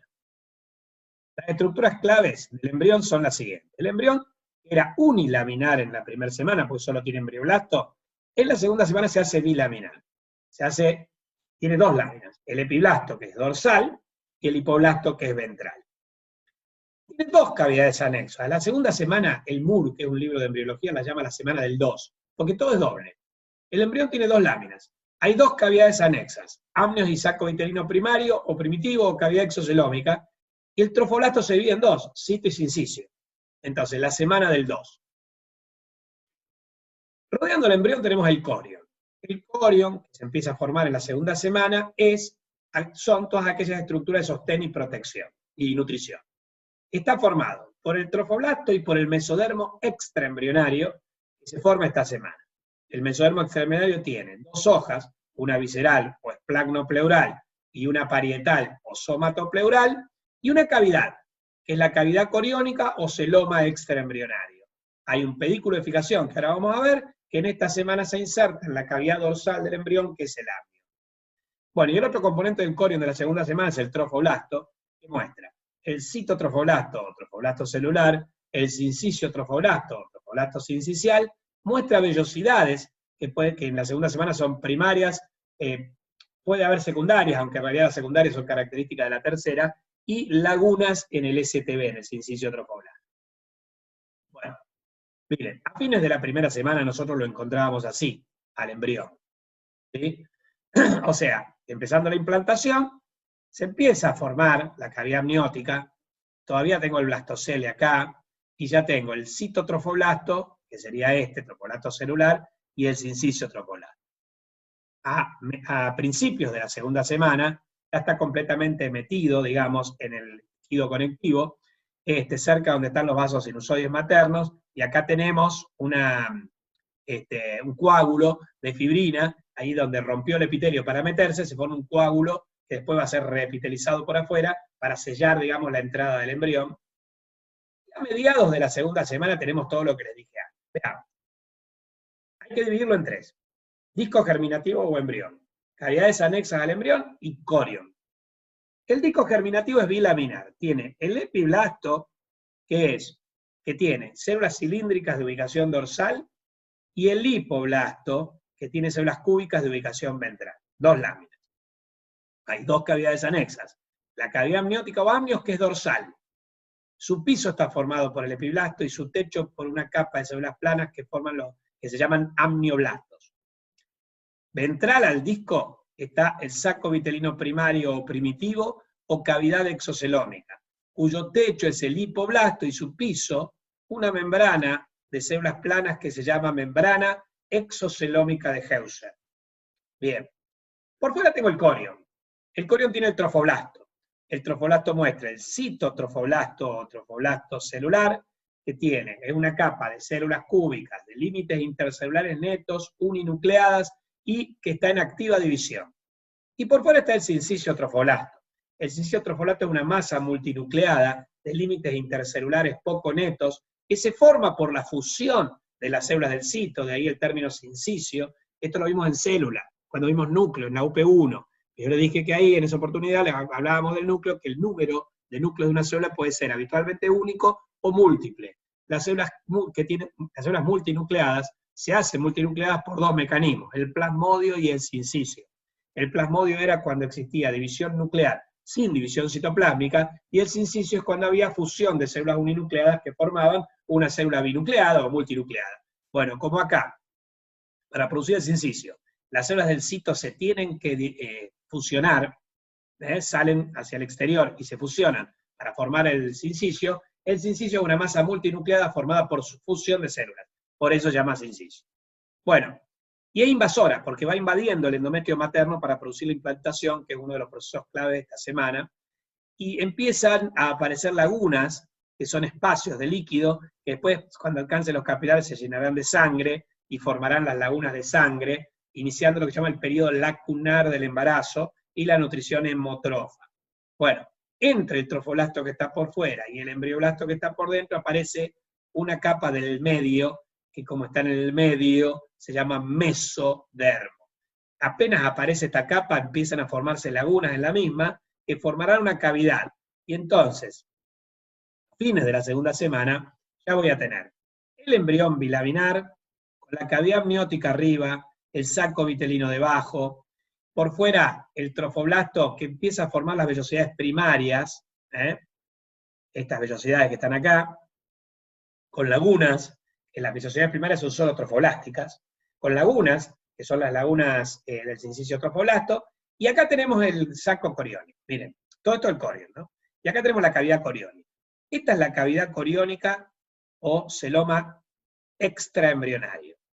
Tiene una hoja visceral que recubre el saco vitelino y que se llama hoja visceral o esplagno pleural, y una hoja parietal que recubre por dentro el trofoblasto, que se llama parietal o sómato pleural. Entre la parietal y la visceral, esta cavidad que aparece acá es el celoma extraembrionario o cavidad coriónica. Entonces, fíjense que el embrión y sus dos cavidades anexas queda flotando en una tercera cavidad, pero no está totalmente libre porque hay un pedículo de fijación formado por la hoja parietal que en esta semana fija el embrión al amnio, se inserta en el amnio. Después van a ver en la tercera semana que se inserta entre el amnio y el saco vitelino. Repito, embrión bilaminar, con epiblasto y hipoblasto, dos cavidades anexas, dorsal, cavidad amniótica, ventral, saco vitelino primario primitivo. El corion, formado por trofoblasto y mesodermo. El trofoblasto tiene de afuera adentro sincicio trofoblasto en contacto con el endometrio materno, citotrofoblasto en contacto con el mesodermo extraembrionario. El mesodermo extraembrionario tiene dos hojas, la parietal o somatopleural, que cubre por dentro al trofoblasto, y una visceral o esplagno pleural que recubre por fuera al saco vitelino. Entre ambas hojas hay una cavidad, que es la cavidad coriónica o celoma extraembrionario. Miren, de acá para acá es el corion. Se dice que el corion tiene una cavidad y una pared. La cavidad es la cavidad coriónica o celoma extraembrionario, y la pared del saco coriónico es de acá para acá. Todo esto. La hoja parietal, el cito y el sincicio forman la pared del saco coriónico. Bien.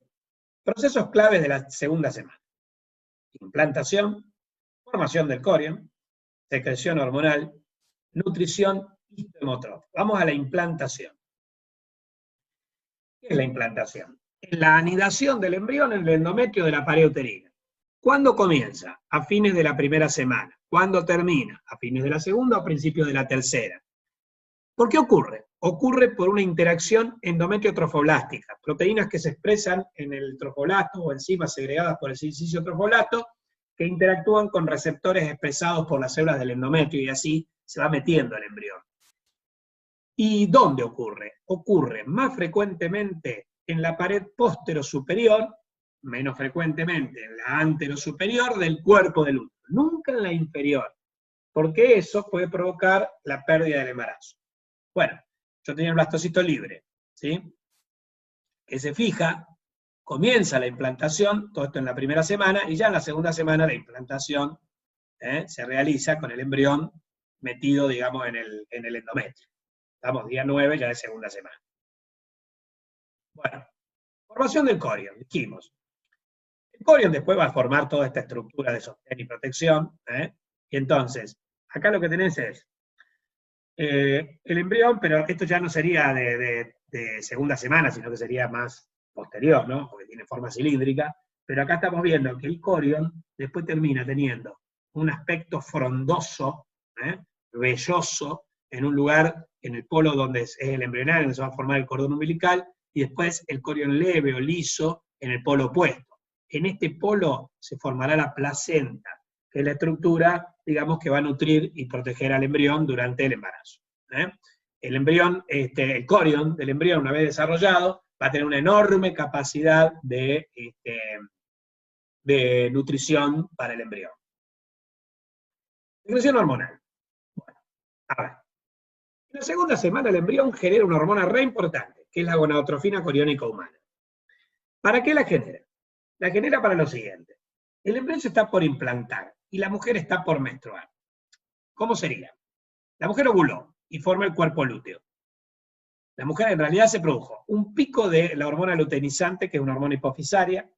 Esto estimuló la ovulación, estimuló la luteinización, que es la formación del cuerpo lúteo. El cuerpo lúteo genera progesterona. La progesterona hace que el endometrio se mantenga secretón. Si la mujer no está embarazada, la luteinizante cae. Si cae la luteinizante, el cuerpo lúteo muere, se transforma en cuerpo albicans. Cuando muere el cuerpo lúteo, la progesterona cae, deja de segregar progesterona. Cuando deja de segregar progesterona, involuciona el endometrio y la mujer menstrua. Si la mujer está embarazada, no tiene que menstruar. Para que no menstrue, no tiene que caer la progesterona. Para que no caiga la progesterona no tiene que morir el cuerpo lúteo. Y para que no muera el cuerpo lúteo no tiene que caer la luteinizante hipofisaria. El problema es que la luteinizante cae igual. Entonces, ¿qué hace el embrión? Segrega su propia luteinizante. Si la mujer está embarazada, el embrión libera gonadotrofina coriónica, que tiene los efectos de la luteinizante. Mantiene con vida el cuerpo lúteo, para que el cuerpo lúteo segregue progesterona, para que la progesterona mantenga el endometrio, para que la mujer no menstrue. Entonces tiene el efecto de mantener el embarazo. Esta gonadotrofina coriónica humana se produce en el sincicio trofolasto a partir de la segunda semana, tiene efectos similares a la luteinizante hipofisaria, estimulando el cuerpo lúteo ovárico para que segregue progesterona, hormona que mantiene el embarazo, ¿sí? Y sirve para diagnosticar embarazo al medirse en sangre a la segunda semana de vida. Es decir, 4 semanas después de la fecha de la última menstruación. Y en orina tenés que esperar 2 semanas más para que te dé positivo, porque obviamente pasa de la sangre a la orina. Entonces, tiene que aumentar lo suficiente en sangre como para que en orina aumente lo suficiente como para que adquiera positividad. Bueno, concretamente se acepta que se deben esperar 2 semanas después de la primera falta menstrual, que es cuando el embrión tiene 4 semanas de vida y pasaron 6 desde la fecha de la última menstruación. Bueno, ¿cómo es la nutrición en la segunda semana? Ya se hace en todas las segundas semanas de tipo histohemotrofa. A principios de la segunda semana es histotrofa y a fines hemotrofa. Toda la segunda es histohemotrofa. ¿Qué quiere decir que a principios sea histotrofa? El embrión se va implantando.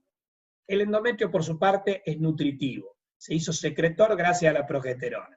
El embrión que va atravesando el endometrio va aprovechando los nutrientes de los tejidos maternos que son nutritivos. Entonces, eso se llama nutrición histotrofa. Pero cuando el embrión alcance, con la implantación, los vasos sanguíneos maternos y la sangre de los vasos sanguíneos penetre en las lagunas del sincicio trofoblasto, ahí se inicia lo que se llama el periodo lacunar del embarazo, ¿sí? Y la nutrición de tipo hemotrofa. Pero esto es a fines de la segunda semana. Con lo cual, a principios histotrofa se hace a partir de tejidos maternos, a fines hemotrofa se hace a partir de sangre materna, durante toda la segunda semana es histohemotrofa. Vamos a la tercera semana. Estructuras claves del embrión de tercera. El embrión se hace trilaminar, el disco germinativo se hace trilaminar con un ectodermo, un mesodermo intraembrionario y un endodermo. Las cavidades anexas van a ser la cavidad amniótica, igual que antes, pero el saco vitelino primario se transforma en saco vitelino secundario o definitivo. Las estructuras del corión. El mesodermo extraembrionario es igual, tiene una hoja visceral o esplagnopleural, una cavidad coriónica o celoma extraembrionario y una hoja parietal o somatopleural. ¿Qué es lo que cambia? El pedículo de fijación se inserta entre amnios y saco vitelino secundario. El trofoblasto tiene citotrofoblasto, incisio trofoblasto, pero aparece la coraza citotrofolástica externa. Las vellosidades se hacen secundarias y terciarias. Las secundarias se pueden ver entre fines de la primera, de la segunda y principios de la tercera. La primaria solo en la segunda. Las terciarias solo en la tercera. Las secundarias en la transición entre las dos. Y las lagunas han crecido y formado los espacios intermedios. Vamos a ver esto. A principio de la tercera semana encontrábamos así al embrión. El embrión era bilaminar, cavidad amniótica arriba, saco vitelino debajo, la cavidad coriónica o celoma extraembrionario, el pedículo de fijación insertado en el amnios, vellosidades primarias tengo cito, tengo sincicio, tengo vellosidades primarias, tengo lagunas. Sería el embrión de segunda semana. ¿Qué pasa en la tercera? Mirá, el embrión se hace trilaminar, acá no lo vamos a ver, lo vamos a ver en la próxima lámina. Sigue teniendo amnios arriba, pero el saco vitelino se llama secundario o definitivo. Tiene una colita que se llama alantoides, que se mete en el pedículo de fijación, y la alantoides en el pedículo de fijación servirá de eje para formar los vasos del cordón umbilical. Tengo el saco coriónico, pero el pedículo de fijación ahora no se inserta sobre el amnios, se inserta entre amnios y saco vitelino. El trofoblasto muestra el cito, el sincicio, pero por fuera, el cito forma una coraza o envoltura que sirve para frenar definitivamente la implantación. Las vellosidades se hicieron terciarias, que adentro tienen, primero se hicieron secundarias, cuando dentro del tropoblasto aparece mesodermo de la hoja parietal. Y cuando en ese mesodermo aparezcan vasos sanguíneos fetales, la vellosidad se hace terciaria. Las lagunas han crecido y formado los espacios intervellosos. Entonces, embrión. En la segunda semana, bilaminar. En la tercera semana, trilaminar, más grueso, pero después eso lo vamos a ver bien después. Cavidades. Segunda semana, amnios y saco vitelino primario o primitivo. Tercera semana, amnios y saco vitelino secundario o definitivo, que tiene una colita que se llama alantoides. Mesodermo extraembrionario. Segunda semana, hoja visceral, hoja parietal, entre ambas la cavidad coriónica y el pedículo de fijación insertado en el amnio. Tercera semana, hoja parietal, hoja visceral, hoja parietal, celoma extraembrionario, cavidad coriónica, pero el pedículo de fijación insertado entre amnios y saco vitelino y alojando la alantoides. Segunda semana, si voy de adentro a afuera, tengo en el tropoblasto cito sincicio, con vellosidades primarias y lagunas. En la tercera semana, si voy de adentro hacia afuera, tengo cito, sincicio y cito, la coraza citotroflática externa, con vellosidades secundarias y terciarias y espacios intervellosos. Bien. Procesos claves de la tercera. Gastrulación, diferenciación del mesodermo, formación de notocorda, neurulación, que es la formación de la placa neural, el tubo neural, la placa neural, y la nutrición hemotrófica. Vamos a la gastrulación. Se define como la invaginación de células epiblásticas en la línea o surco primitivo, con formación del mesodermo extraembrionario y transformación del disco germinativo bilaminar en trilaminar. Repito la definición. La gastrulación es la invaginación de células epiblásticas en la línea o surco primitivo, con formación del mesodermo intraembrionario y transformación del disco germinativo bilaminar en trilaminar. ¿Cómo sería esto? Si yo tengo una vista dorsal del embrión, no una lateral, en la segunda semana era circular. En la primera era circular y en la segunda era circular. Pero en la tercera adquiere una forma de pera, es piriforme o periforme. Este es el extremo cefálico dilatado y este es el extremo caudal, en la parte de la cola, esto sería cabeza y esto sería cola, lo estamos viendo desde el dorso, que sería la espalda, del otro lado estaría el vientre, que sería la panza. Entonces tenemos las referencias: cefálico, caudal, medial, lateral y lateral, dorsal que estaría por acá, acá arriba, y ventral que estaría del otro lado. Bien. Este embrión, en una vista dorsal, muestra una lámina, un área circular caudal que se llama membrana cloacal. Primero, en la segunda, al principio se llama lámina cloacal y después forma la membrana cloacal, que terminará generando la membrana anal y la membrana urogenital.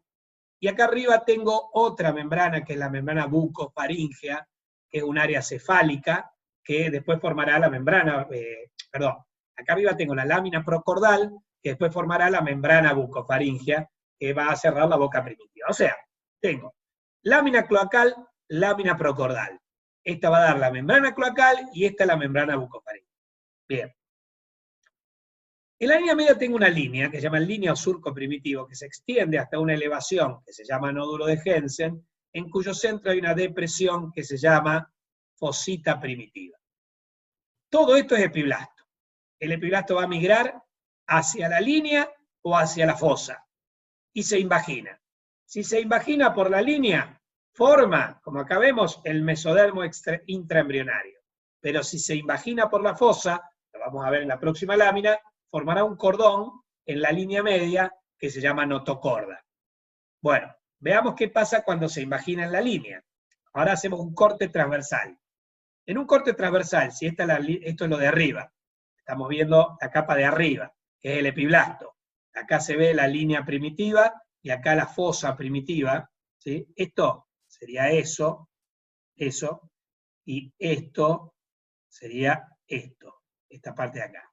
Bueno, vemos que el epiblasto se invagina por la línea y se mete entre el epiblasto que está arriba, dorsal, y el hipoblasto que está abajo, ventral, formando una tercer capa que es el mesodermo intraembrionario.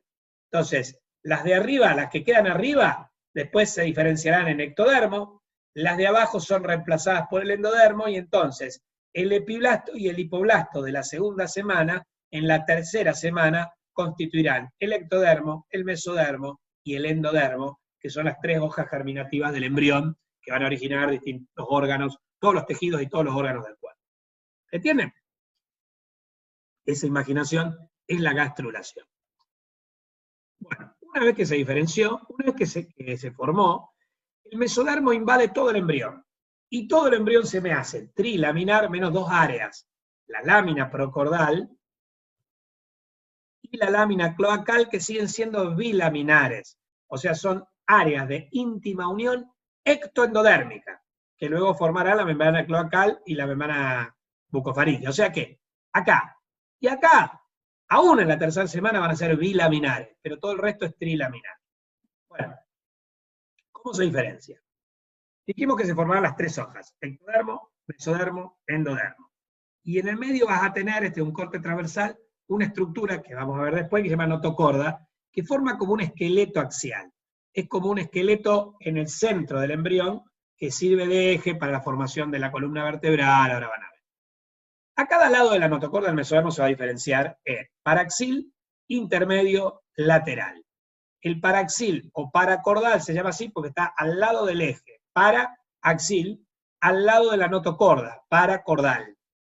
El intermedio, bueno, porque está en el medio, y el lateral porque está en el borde, lateral. En el mesodermo lateral se van a dividir dos hojas, una hoja parietal y una hoja visceral. Y en el medio va a haber una cavidad que se llama celoma intraembrionario, para diferenciarlo del extraembrionario, que está en el mesodermo extraembrionario, que está fuera del embrión. Esto está dentro del embrión. Bueno, finalmente, en el mesodermo paraxil se va a crecer y va a formar los somitas. ¿Qué son los somitas? Son bloques pares de mesodermo paraxil, que al rodear a la notocorda y al tubo neural van a terminar formando la columna vertebral. ¿Sí? Los somitas se van a dividir en tres. Por un lado tengo el esclerotoma, que va a formar las vértebras, el miotoma, que va a formar músculos, ¿sí? Y el dermatoma, que va a formar la dermis dorsal, la dermis de la región dorsal de la piel del cuerpo. Bueno, el mesodermo intermedio, que es se llama gononefrótomo, porque como su nombre lo indica, va a formar parte de las estructuras del aparato geniturinario. Gono, quiere decir gónada, nefro, riñones, nefrones. Bueno, y el lateral, que se divide en una hoja parietal y una hoja visceral, va a formar las membranas serosas del cuerpo, la pleura, que rodea el pulmón, el peritoneo, que rodea el aparato digestivo, y el pericardio, que rodea el corazón. Formación de la notocorda. Bueno, en un corte ahora longitudinal del embrión, ectodermo, mesodermo y endodermo, vemos lo siguiente. Si la célula si el epiblasto se invaginaba en la línea primitiva, formaba el mesodermo, pero si lo hace en la fosa, va para adelante y va a formar la notocorda. La notocorda pasa por tres estadios. Al principio la notocorda es hueca, ¿ven? Se llama proceso notocordal o notocorda primitiva. El corte transversal es hueca. Pero después, toda la parte ventral desaparece. Inicialmente se forma un conducto que comunica amnios con saco vitelino, que se llama conducto neuroentérico.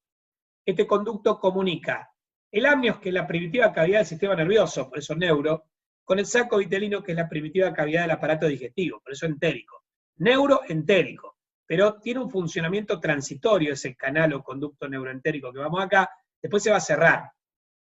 Porque bueno, el adulto no tiene ninguna comunicación entre el cerebro y los intestinos, ¿entienden? Entre el sistema nervioso central y los intestinos, nada que ver.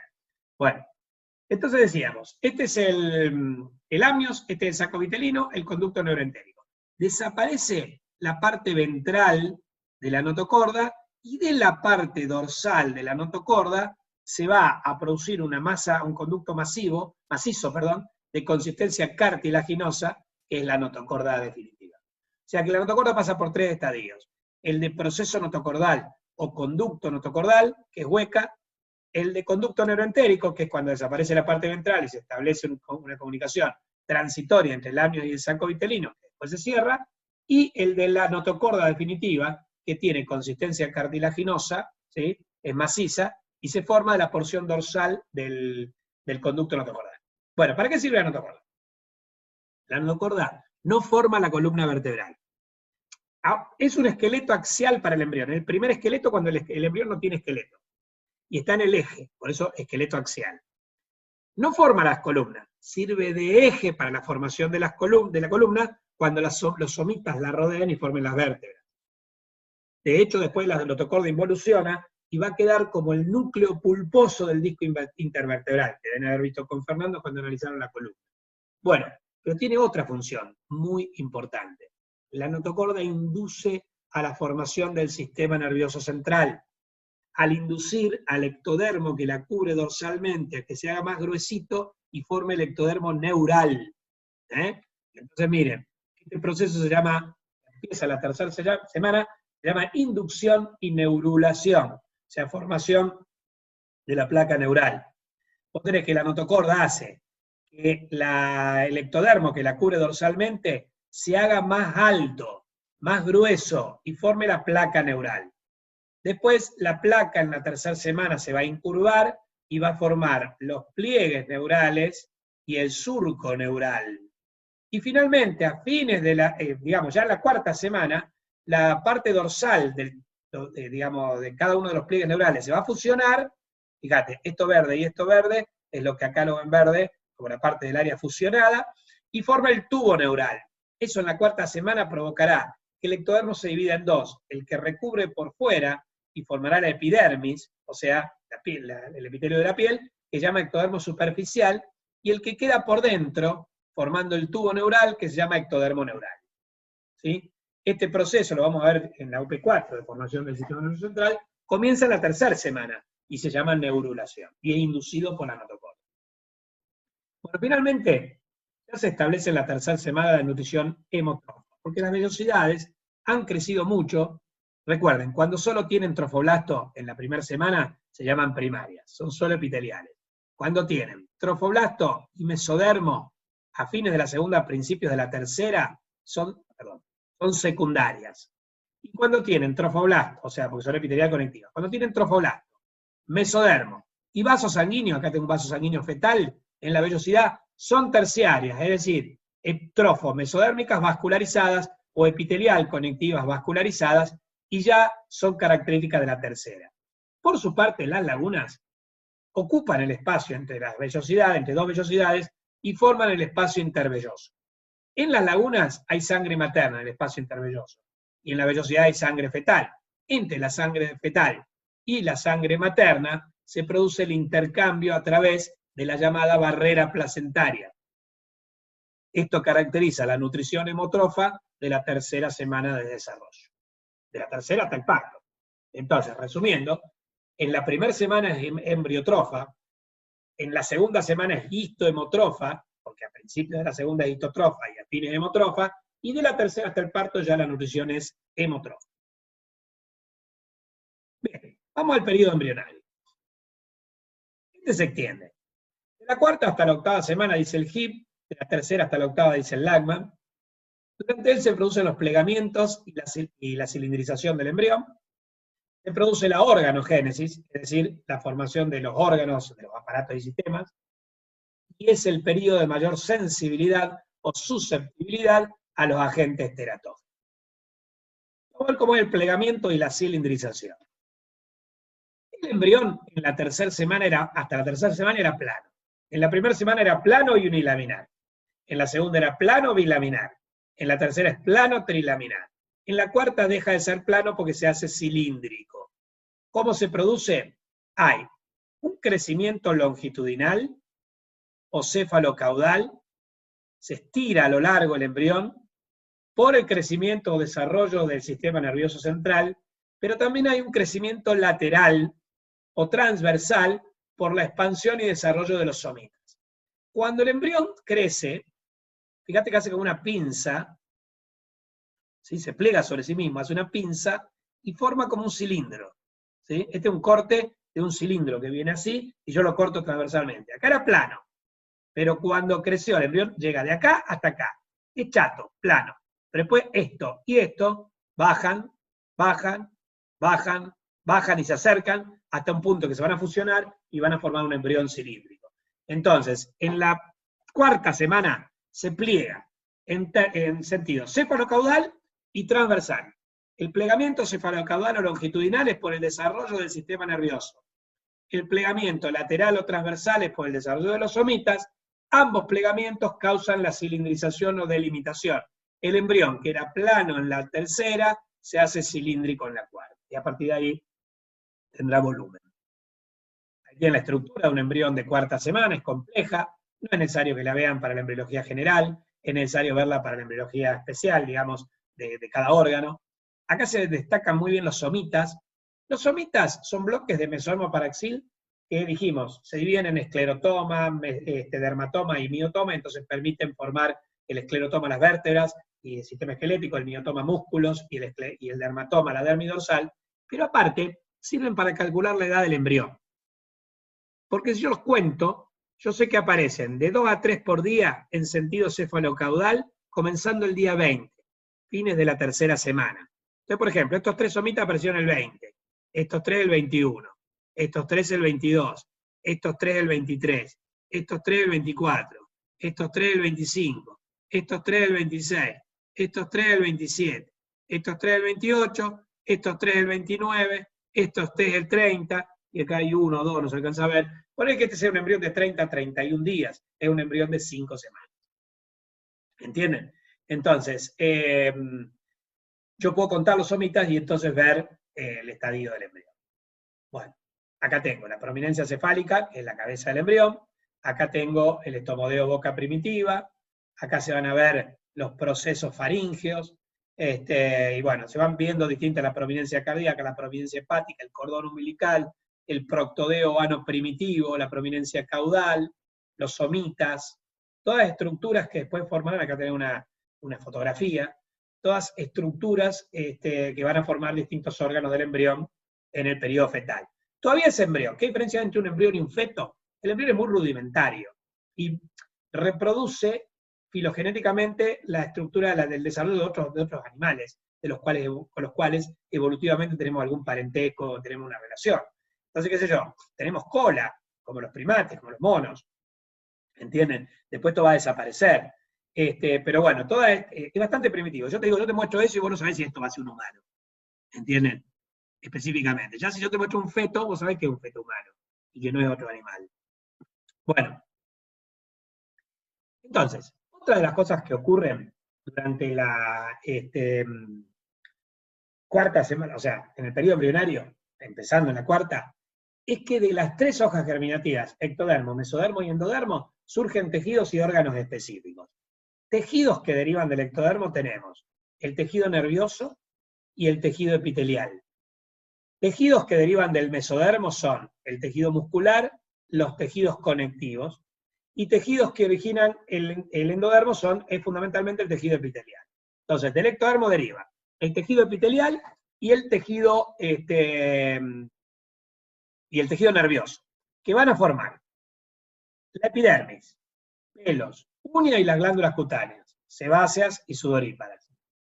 El epitelio de la nariz, de la boca y del ano. El epitelio del meato uretral, que es la porción de la uretra a punto de desembocar en el exterior, y de los genitales externos. En el sistema endocrino, la hipófisis, la adenohipófisis deriva del ectodermo superficial, y la neurohipófisis del ectodermo neural, y la médula de la glándula suprarrenal, que deriva del ectodermo neural, y el sistema nervioso central y periférico. En el ojo, en el oído va a formar el conducto auditivo externo, el ectodermo superficial, y en el ojo, la córnea y la conjuntiva también van a derivar del ectodermo superficial. Después, en las estructuras como la retina y todo eso, derivan del ectodermo neural, pero eso estaría formando parte del sistema nervioso central y periférico. Esto es ectodermo. Vamos al mesodermo. Originó el sistema musculoesquelético. Músculos, articulaciones, huesos y articulaciones. De los músculos son todos de origen mesodérmico, salvo los músculos intrínsecos del ojo que derivan del ectodermo neural. Los tejidos conectivos y musculares de los aparatos digestivos, respiratorio y genitourinario derivan del mesodermo. Los riñones y la corteza suprarrenal derivan del mesodermo. Los órganos linfáticos, todo menos el timo, derivan del mesodermo. El corazón y los vasos sanguíneos derivan del mesodermo. Finalmente, el endodermo origina los epitelios del aparato digestivo menos boca y ano, el aparato respiratorio menos nariz, epitelio de vejiga y uretra, epitelio de parte de la vagina, de la parte inferior de la vagina, porque la parte superior, al igual que el útero, etc., son mesodérmicos. El timo, el único órgano linfático que tiene una parte que es endodérmica, el resto son mesodérmicos, y en el sistema endocrino fundamentalmente las glándulas tiroides y paratiroides. También origina el epitelio del oído medio, o sea, de la caja del tímpano, de la trompa de Eustaquio, etc. Bueno, el periodo fetal es el último periodo del embarazo. Se extiende de la 9ª semana hasta el parto. Durante él el feto crece, aumenta su peso, aumenta su longitud. Termina el desarrollo de los órganos que habían comenzado en el periodo embrionario. Ocurre la fisiogénesis. Muchos de estos órganos comienzan a funcionar. Miren, acá tenemos los 9 meses. En el primer mes, que abarcaría el periodo preembrionario, el embrión comienza a desarrollarse el sistema nervioso en la 3ª semana, el corazón comienza a tomar forma y a latir entre la 3ª y la 4ª. El segundo mes sería el periodo embrionario. Comienza la formación del cerebro, ¿sí? Bueno, y todos los órganos, en realidad, es toda una lámina que es muy simplificada. Y del 3er mes al 9º mes es el periodo fetal. En el 3er mes el feto puede realizar movimientos, se puede reconocer su sexo. En el 4º mes se termina de desarrollar el aparato circulatorio, comienza a organizarse el esqueleto. En el 5º mes termina la maduración del sistema nervioso. En el 6º mes los bronquios y los pulmones casi han madurado. En el 7º mes ya posee los órganos necesarios para vivir fuera del útero materno. Por eso un 7 mesino puede vivir. Digamos, como esto está ligado a la tecnología, en neonatología, a medida que los métodos para la supervivencia del bebé son más adecuados, se pueden hacer sobrevivir en los partos prematuros fetos cada vez más chiquitos, del 6º mes, pero bueno, generalmente se acepta que del 7º mes en adelante tienen vitalidad. El 8º y el 9º mes, el feto completa su desarrollo. Bueno, fíjense que ya ahora, en el periodo fetal, si yo lo veo, es humano. Yo sé que de acá va a surgir un humano. No una rata, no un perro, no otro animal. Entonces el feto está más desarrollado que un embrión y ya se sabe que es un humano rudimentario. El feto a término, ya enclavado en el, digamos, del útero, con la cabeza, se supone que esta es la presentación que debiera tener en el parto para que el parto no sea dificultoso. Acá está rodeado por el saco amniótico, el tapón mucoso, el moco cervical del cuello del útero se hace muy espeso para evitar que penetren bacterias. Todo este ambiente tiene que ser completamente estéril. Esta es la placenta, que con el cordón umbilical todo plegado va a nutrir al embrión al 9º mes. Finalmente, al final del embarazo, se producirá la ruptura de la bolsa. Se pierde el tapón mucoso ese que decíamos, se expulsa, se rompe el saco amniótico y se expulsa el líquido amniótico. Luego se produce el parto, que es la salida del feto.